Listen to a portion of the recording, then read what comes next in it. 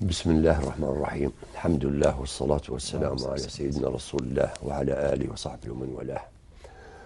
أولا اسمح لي بأن أحتسب كل من لاق وجه ربه، نحتسبه عند الله، نحتسبهم جميعا عند الله من الشهداء، ونترحم عليهم ونسأل الله سبحانه وتعالى أن يلحقنا بهم مسلمين.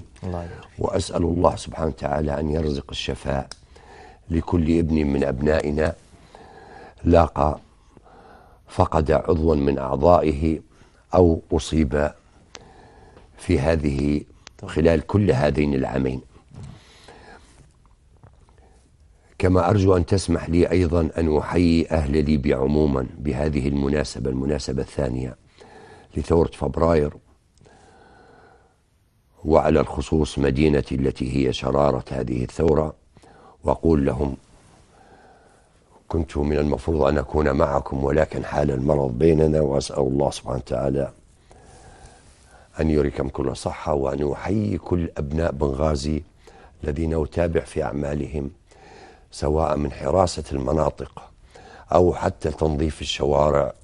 وكما أخبرني سعادة الوكيل بل أن بعضهم يوزع الحلوى والشوكولاتة على الشوارع، مما يضفي جوا من الطمأنينة على الناس والبهجة. فهنيئا لكم، وأسأل الله سبحانه وتعالى أن تدوم أيام ليبيا رخاء وأمنا واستقرارا. أما بخصوص سؤالكم الكريم، أتمنى لك الشفاء يا رب. لجنة الأمن القومي هي إحدى اللجان التي انبثقت عن المؤتمر الوطني العام. هذه اللجنة حديثة العهد بالعمل في ليبيا، ولكن نأمل بأن نرسي بها عملا دائما حتى للدولة الدائمة الليبية، لأن الأمن القومي في مفهومه باختصار، المفهوم استراتيجية الأمن القومي هو أن تكون الدولة، أن تضع الدولة استراتيجيتها وسياساتها التي تنظم عملها. ليس فقط ولما يسمع لما يسمع المشاهد الأمن القومي يحسب بأن العملية بس شرطة وجيش، ولكن كما يعرف برضو أستاذنا عبد الله، وهو أستاذ في هذا العلم، هو يتعلق بالاقتصاد، يتعلق بحركة المال في الداخل والخارج، يتحرك بالشؤون الصحية. جميل. بكل ما يطرأ، بكل ما يتوقع الباحثون والخبراء الاستراتيجيون أن يداهم بلادهم أو أن تكون بلاد معرضة. الآن عملنا ينقسم إلى نوعين: عمل معالجة المشاكل اليومية والاتصال بهم مسؤولين في الداخلية وفي الدفاع وقادة الكتائب، وعمل هو اللي ذكرت لك. نحن الآن في صدد إعداد رؤية استراتيجية لكي تبقى تهدي اللجنة نعمل على أساسها. جميل. كذلك نقوم بإعداد، لأن مازال كأغلبية اللجان لا يوجد لدينا مازال لا طواقم للعمل ولا إدارة مديرين عامين، ولكن هذا كله متغلبين عليه ولله الحمد في لجنتنا بالعمل مع بعضنا كفريق عمل. نحن إلى جانب متابعة القضايا اليومية التي يفرضها علينا الحدث أو تفرضها علينا الأحداث، وإلى جانب رؤيتنا، نقوم أيضا من أهم أعمالنا الآن، وهي في المستقبل ستكون في تقديري الشخصي من اختصاص لجنة شؤون الاستخبارات.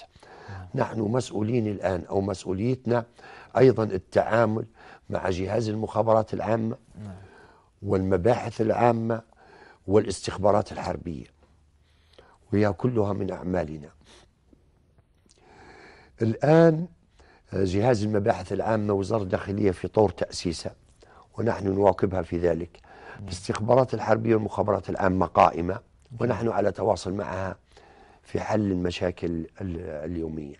هذه بصفة عامة. طبعا قد تستغرب بأن صالح جودة أصبح بخيل في الحديث، لأني موقع أول يوم قعدنا فيه كلنا كأعضاء وليس فقط كرئيس ونائب رئيس، وقعنا على وثيقة نتحمل فيها كافة المسؤولية عن خروج أي معلومات عن الأمن القومي الليبي أو تسريب أي أخبار خاصة لكم أنتم. وهذه جعلت حتى من ظهوري إلى جانب أن أضبط ظهوري حتى في الإعلام، لأن الإنسان إذا كان بدأ يتحدث قد يخرج منه ما يجعلني اليوم معك وبكرة في الكليبشات. ولكن هناك من يقول بأن الليبيين يعني بدأوا ينزعون الثقة من المواطن الوطني العام نظرا لأنهم لم يروا الكثير من الأعمال، وأنت من المفروض هذه فرصتك يعني. لا، مش في الأمن القومي.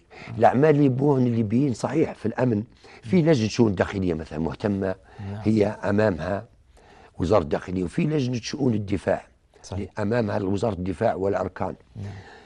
الليبيين اللي بيسمعوا منهم ويفرحوا لما يشوفوهم على طاولتك، لجنة الصحة والإسكان والمواصلات والاتصالات، الليبيين بيشوفوا حاجة على الأرض، يبوا يشوفوا انترنت مش مقطوع، ويبوا يقولوا لهم بأن راهو في بنغازي في 3000 وحدة سكنية ستوزع للشباب صحيح، في المستشفى الفلاني يستكمل تجهيزاته صحيح.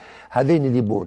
لكن دوخ الراس نتاع الامن القومي والعلاقات والمنافذ والحدود شغلنا نحن يدرى الكبد، وبالتالي المفروض حتى ما جبتوناش في هالايام هذه.